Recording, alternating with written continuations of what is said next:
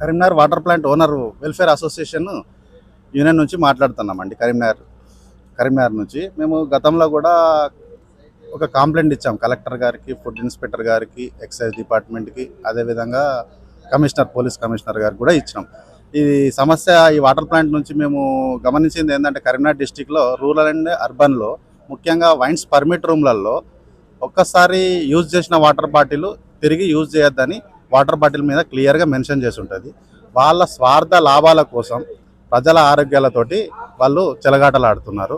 మేము గతంలో food inspector ద్వారా కూడా రైడింగ్ చేయడం జరిగింది. వాళ్ళపైన పెనాల్టీ కూడా వేశారు. అయినా కానీ పర్మిట్ రూమ్ వాళ్ళు చాలా మొండిగా వ్యవహరిస్తూ వాళ్ళతోటి ఏమవుతుంది, వాళ్ళు వస్తారు పోతారు, అది అంతే కామన్. కానీ లైట్ తీసుకొని వాళ్ళు మళ్ళీ లూజ్ వాటర్ పట్టి అమ్మడం జరుగుతుంది. అయితే దీనివల్ల ముఖ్యంగా మెయిన్ సమస్యలు ఏంటంటే క్యాన్సరు. ప్లాస్టికే బాటిల్స్ వాడొద్దని అంటారు. దీని సమస్య వల్ల క్యాన్సరు, అది థైరాయిడ్, అదేవిధంగా దగ్గు, ఇలాంటి జబ్బులు వస్తున్నాయి. స్కిన్ సమస్యలు కూడా వస్తున్నాయి. సో దీనికి ఎన్నోసార్లు వాళ్ళకి అవేర్నెస్ కోసం చెప్పినాము. మేము వాటర్ ప్లాంట్ తరఫు నుంచి కూడా యూనియన్ నుంచి చాలాసార్లు వాళ్ళకు హెచ్చరించాము. వాళ్ళకు చెప్పిన మంచితనం కూడా చెప్పాము, హెచ్చరించాము. అయినా కానీ వాళ్ళు వింటలేరు.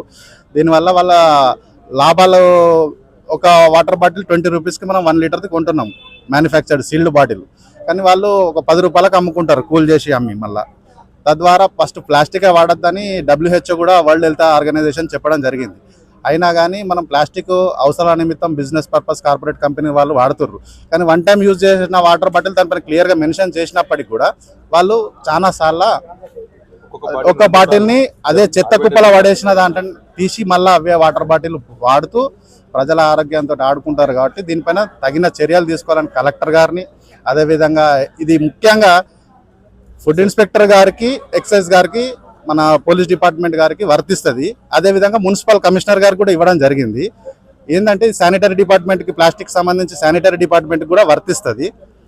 అట్ ద సేమ్ టైం ఇది మెయిన్ లైసెన్స్ ఇష్యూ చేసింది ఇది ఎక్సైజ్ డిపార్ట్మెంట్ వాళ్ళే. కాబట్టి అది అందులోనే ఇట్లాంటిది అన్యాయమైన బిజినెస్ అక్రమాలు జరుగుతున్నాయి. కాబట్టి దానిపైన ఎక్సైజ్ డిపార్ట్మెంట్ సూపరింటెండెంట్ గారు కూడా యాక్షన్ తీసుకోవాలని మేము కోరుకుంటున్నాము. అదేవిధంగా మన ఫుడ్ ఇన్స్పెక్టర్ గారు కూడా, డిస్ట్రిక్ట్ ఫుడ్ ఇన్స్పెక్టర్ గారు కూడా గతంలో వచ్చారు, మన రీసెంట్ కూడా వచ్చారు, ఫైన్ కూడా వేశారు. వాళ్ళకు ఫుడ్ లైసెన్స్ కూడా లేదు. అయినా కానీ వాళ్ళకు నిర్లక్ష్యమే ఉన్నది. వాళ్ళ నిర్లక్ష్య ధోరణి చేస్తున్నారు. అదేవిధంగా మన పోలీస్ డిపార్ట్మెంట్ కూడా కమిషనర్ గారికి కూడా ఇవ్వడం జరిగింది.